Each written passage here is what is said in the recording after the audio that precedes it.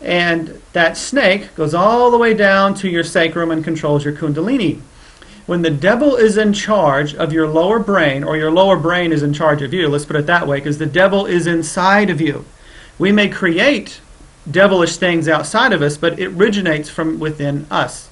So when the devil part of our brain, the reptilian brain, rules over us, it controls all our senses. And you know that the devil always carried a triton, right? A three-pronged pitchfork. What's really interesting is if you carry out Ganesha's trunk, you get the trigeminal nerve that comes out and goes into the teeth, the nose, and the eyes. Most of the senses, right? And then it also has a little branch up here that goes up over the third eye. When the devil is in charge of your brain, for the majority part, then it actually controls your senses. It cuts off the third eye, and you're stuck in this lower part of your brain. We are being asked to evolve to the next point where we move up into the limbic brain, which is also known as the bird brain, which is super interesting because Ra, the sun god, was depicted as a bird. In Ra, you see these little thalamuses in the center of the brain.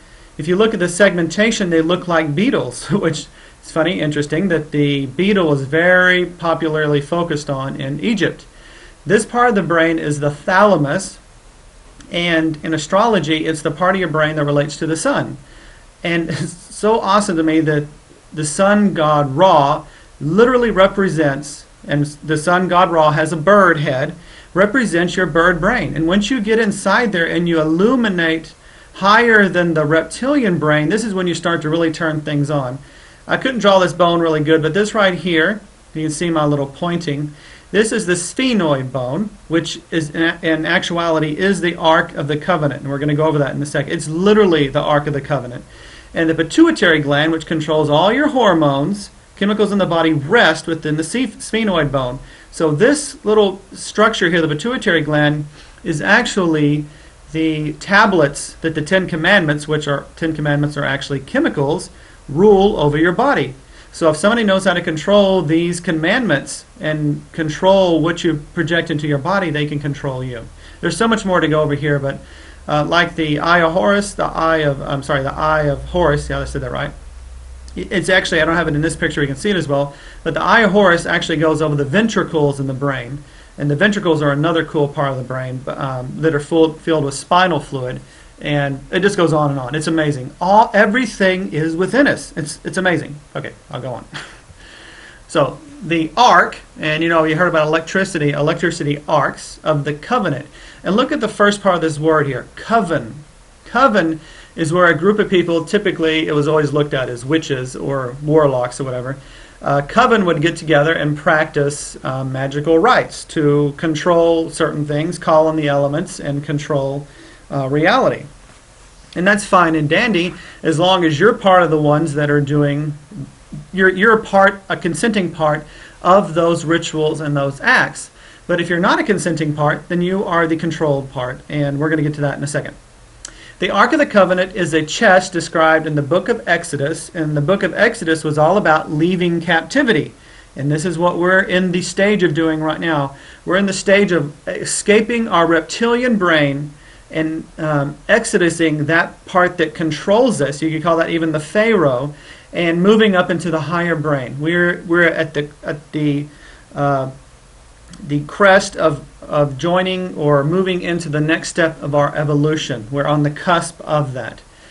So the book of Exodus, as in leaving captivity, that contains the tablets of stone, which we're going to look at in a second, which are the two-lobed pituitary gland on which the Ten Commandments, and the Ten Commandments are actually hormones, chemical directions to your body.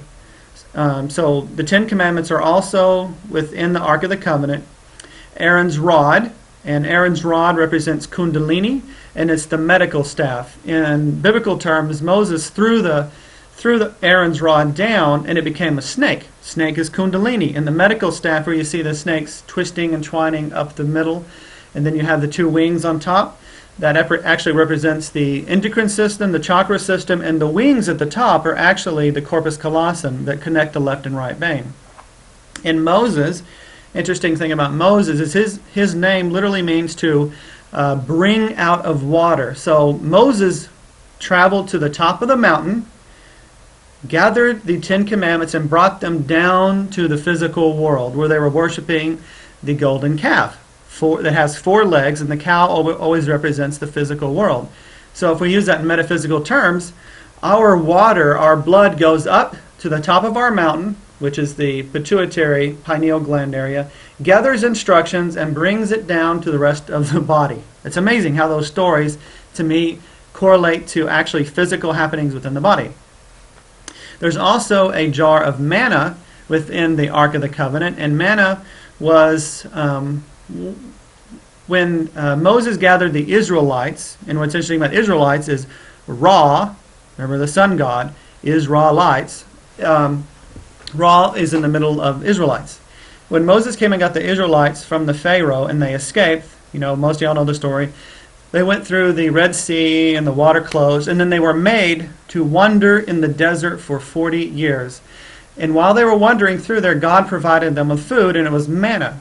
Well, manna actually is referring to mushrooms, and mannitol is a substance in mushrooms that makes them medicinal. The more mannitol or mannitose within a mushroom, the more medicinal they are.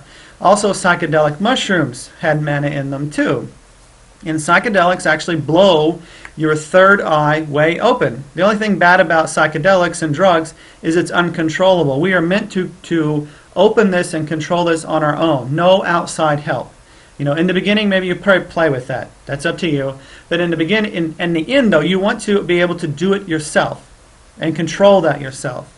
And then also within the Ark of the Covenant is the first Torah scroll.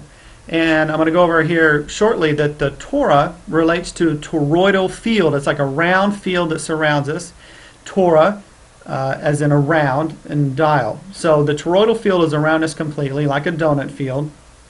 And I'm always playing with words.